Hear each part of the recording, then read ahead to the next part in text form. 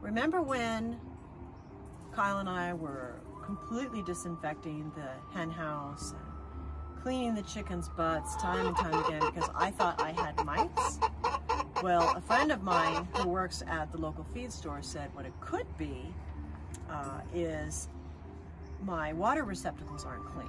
She said if you've treated for mites as well as you have and you still have poopy butt, then that's something else.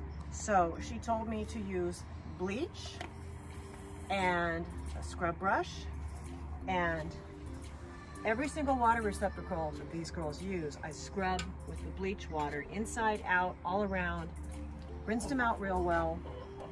Even these things that they like to stand in, I scrub these out too, at least once a week, because I'm hyper vigilant about this poopy butt thing. And then I add electrolytes. You can get electrolytes in little 99-cent packets at your feed store, or you can make your own. And I got that recipe from my goddess Lisa Steele from her book, but I will share that on my website. It's pretty simple and straightforward.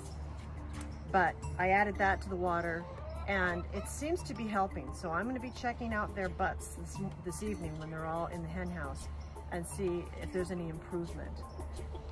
Hopefully this will do the trick, because I'm kind of over the poopy chicken butt, you can imagine.